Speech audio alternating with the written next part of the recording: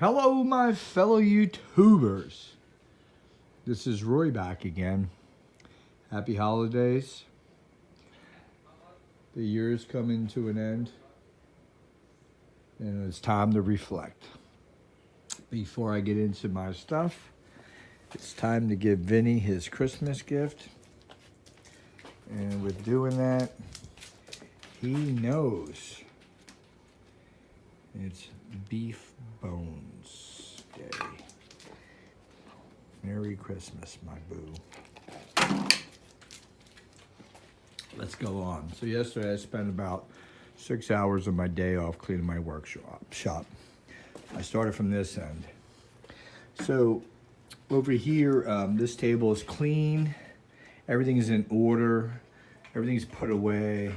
I found this radio here, has AM, FM on it. It also has a light bulb in it. It has an auxiliary plug to plug in with a timer. It's pretty cool. We're gonna use that for our Tesla experiments, but we'll get into that later, okay? Right now I got different sands from different areas. This is from Daytona Beach. Very shelly and a little more rose color. This is from St. Augustine. Very dense, very fine. This is from Sanibel Island, Florida. And this is supposed to be 99.9%. 99.9%. 99.9%. This over here is from the West Coast as well. And you can see that this has a lot of silica in it. But not as much as 99.9%.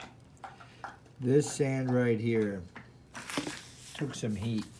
Where it took the heat from, whether it was a meteorite or something else, it took some heat. We also have some limestone. It's a pH neutralizer. And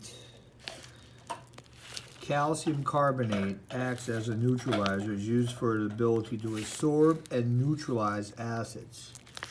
All right, we'll get into that. This right here, I was really fascinated that I got.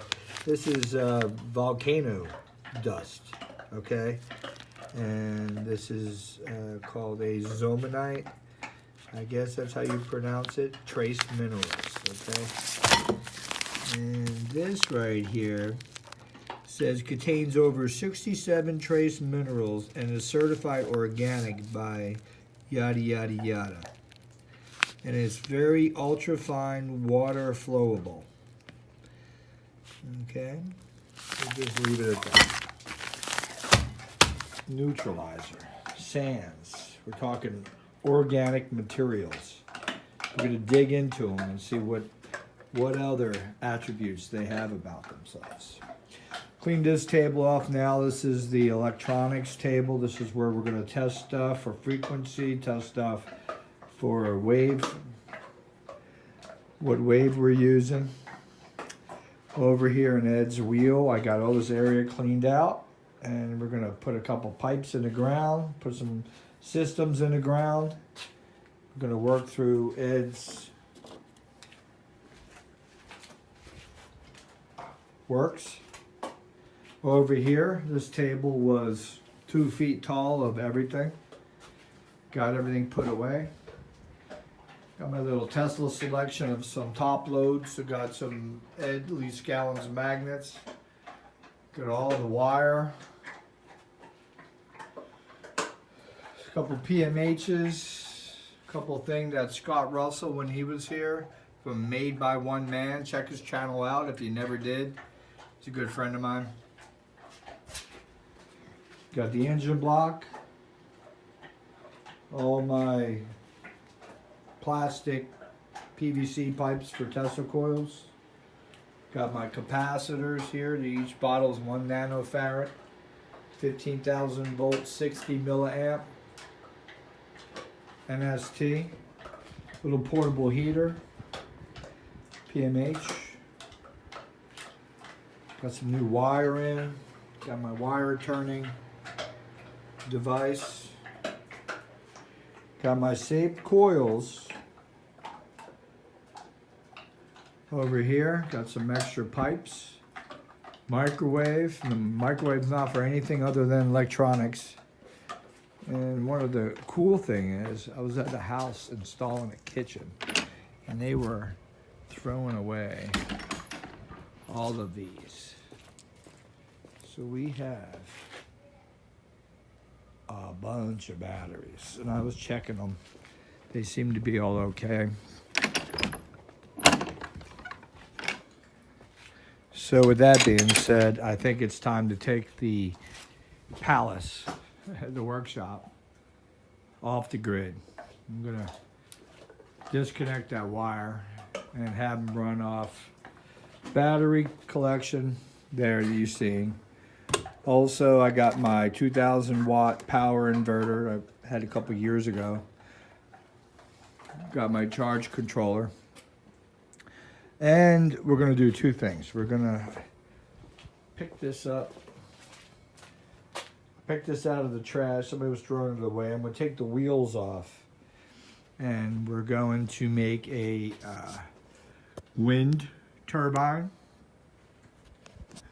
We're also going to make a static turbine. So we're going to have a couple things up in the air for wind. We're going to have a static, which will be like a Wimshurst machine, where there's no inner tension. There's not like magnets to where they create a lot of tension, torque, I guess. But it's high voltage. So we'll have our Wimshurst setup up there turning, and it'll turn a lot better than the electromagnetic one will, a regular electric turbine. But on that electric turbine, we're going to use, see that? I found that one day at the dump, and it's a working electric motor for a boat. And I guess we can't see it, but maybe you can see it. See that white thing in the back right there? That is going to be a beautiful generator that I'm going to have up in the air turning. So, cool stuff. I'm going to deal with the wind. We got solar here. Okay. We got inverter. We got control charger. Bunch of batteries now. And I think we could take it off the grid and just start off there. The fun thing I found, my Merry Christmas present, was this. I was cleaning up yesterday. That metal grid you see over there was laying down here. I took it out of this microwave. And I said, you know what? It's metal. I hate to throw it away. Kind of at Leedskalnin-ish. And something happened that really yesterday got a hold of me. I was grabbing it. And it was down here, and I grabbed it, and I hit it. And as I hit it, the whole thing in my hand's vibrating. So I'm going to turn you guys on to something here that I thought, Merry Christmas, everybody, that I thought was above and beyond learning. It was, I should have known this. Something simple. Here you go. Okay? So you got this grid. I'm going to grab it in the middle. And we're going to smack it with something. So let me go find something. Be right back. Let me go find something to smack it with. So we're going to smack it with...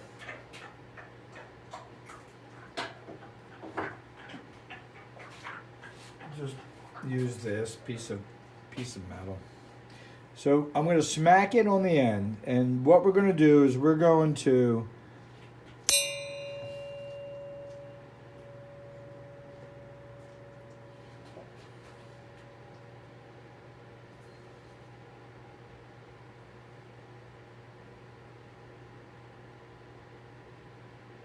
like a guitar fret, and what you have is you have your runners and the outside frame. So what you got here is you hit the one end, and the vibration shows up on the other end. Okay? So that means the wave is going across. But wherever I grab it and hold it, it's shunting it. So it's shunting the wave in a sense to where the wave's hitting where I'm shunting it and bouncing back and making one harmonic. And the other side, the wave is continuing whatever is forced past that, which is making the other side vibrate. So as I'm doing this, I'm realizing there's more to this than I'm realizing, because I'm able to grab it at different places and change the tone. What's the tone, you might say? People into music will know the difference between tones, harmonics, and key points.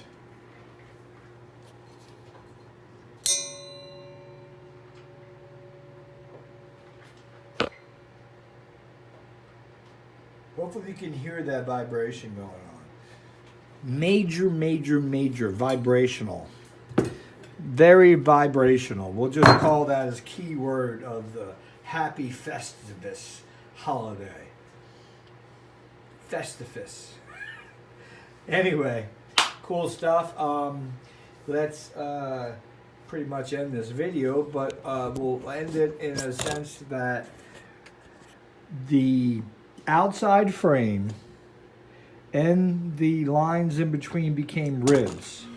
It was almost like a human body where your whole skeletal bone framework, okay, and then your ribs, and tones were changed as I moved through the ribs. Think about that. Cool stuff here. I can't wait. Oh, one more thing. So I get excited when I talk Wimshurst, okay? Really excited, because Wimshurst and Van de Graaff. So like this, rubber band. The rubber band turns from that pulley to this pulley, and I created some pickups, right? And you got from there you got to store it. So we'll go ahead and use this as storage device, which I have in my past video. And we're going to get back to building up such pressure that when it releases, it's got a finger thick arc and about 2 inches long, an inch and a half maybe. So that means every inch would be, they say, is 80,000 volts. So we're a little bit over 100,000 volts. But the point is that the dielectric of the plastic, the thickness between the outer layer aluminum and the inside aluminum all comes into play here. So with designing the bottom of edge, sorry, new year starting. Designing the bottom of my wheel, the pipe is not only going to be a saturable reactor, but it's going to be able to have high tension at the bottom of it. And that's what we're looking to create, like Tesla on his, Wardenclyffe. He learned at Colorado Springs, if you look at his patents, that there's a lot going on in the ground that really not spoken about. And that stuff going on in the ground is he used frozen, cold, nitrous or liquid oxygen. And he was able to make a better conductor in the ground by presenting coldness, okay? And you can see as you go in the ground, Vinny's enjoying this bone. As you go in the ground, I was realizing this the other day. I'm in North Florida, and it was 38 degrees or 32 degrees that morning. And I put the water on to give Vinny his bowl water, and the water in the ground was a lot warmer than the air itself.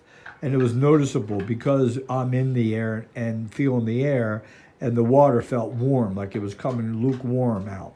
And I said to myself, well, in the summertime, you put on the faucet and it's real warm in the beginning, and then as it runs for a while, it comes up from underneath it and it feels a little colder. So what is the ground doing thermodynamically? And what is it not only doing, but why is it doing that? So it caught my eye, let's just say. And I realized that there's a way as a builder to build a house that acts like the ground. So if the ground feels cold weather above it, it creates heat in the inside. So there's a few things going on there. One is cold air is doing what? What is cold air doing? Number one question, leave your comments. Number two, what is hot air doing? And why is the ground reacting? And I think this is how houses should be built. So you don't need heat or air conditioning. The components of the outer wall of the house and the roof would make the temperature in the environment opposed to the outside temperature. And that's what we're always looking to do. That's the win-win chicken dinner kind of thing at the end. You want the inside cold in the summer and you want it hot in the wintertime. So leave your comments. Big things, dude, coming on this year. I feel it. I feel this is the year. I even put up a calendar. Look at this. I even started it. Put up a calendar now. Why? Because this is the year. This is the year. Changing everything that I do except for what I do, which is I'm persistent. I'm persistent. There's no quitting. I'm persistent. Persistence in people will get you to the end all the time. You just can't quit. But ways is what I'm changing. Changing the ways. Needless to say, happy holidays, you guys. Peace out.